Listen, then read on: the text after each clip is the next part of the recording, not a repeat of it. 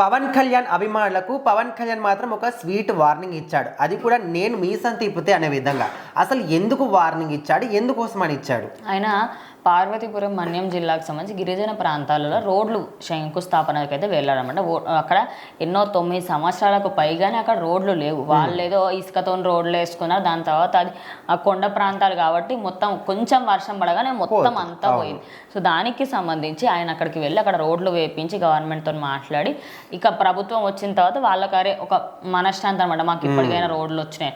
ఆ టైంలో ఇప్పుడు రోడ్లు వేయడానికి వెళ్ళిన వ్యక్తికి ఆయన డిప్యూటీ సీఎం రాష్ట్రానికి ఆయన రోడ్డు కూడా చూడని ఇవ్వకుండా మొత్తం మీదకి వచ్చి అన్న మీసం తిప్పండి అన్న, మీరు సీఎం అన్న, మీరు ఓజీ అన్న అనుకుంటూ వెనకాల నుంచి అందరూ అరుచుకుంటూ ఉన్నారనమాట. అయితే అప్పుడైనా నేను మీసం తిప్పడం కాదు, మీ భవిష్యత్తు గురించి ఆలోచించండి. అదే కాకుండా నేను డిప్యూటీ సీఎంని కాదు, దానికి ఆనందపడండి.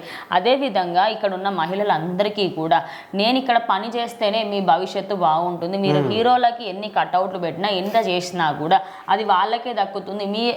మీ గురించి కూడా ఆలోచించుకోండి, మీ భవిష్యత్ తరాల గురించి కూడా ఆలోచించండి అని చెప్పేసి చెప్తూ ఉన్నప్పటికీ కూడా అక్కడ ప్రజలకి ఏంటంటే ఆయన సినిమా హీరోగానే ఫిక్స్ అయిపోయారు.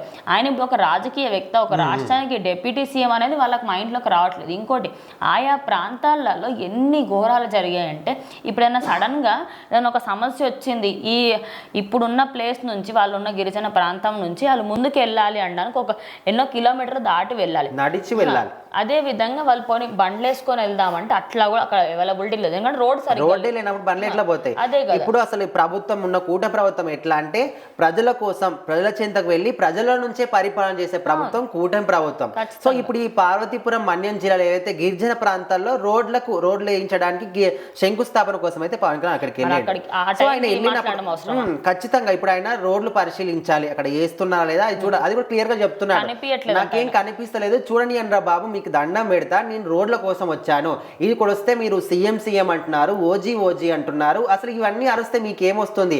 సీఎం అని ఎందుకు అరుస్తున్నారు? నేను ఒక డిప్యూటీ సీఎం అయ్యాను, అందుకు ఆలోచించండి. ఇక్కడ దానికైనా హ్యాపీగా ఫీల్ అవ్వండి. ఎందుకంటే ఇప్పుడు నేను దానికి బాగు చేయడానికి వచ్చిన దానికి సినిమాల గురించి అసలు మీరు ఎందుకు అడుగుతున్నారు?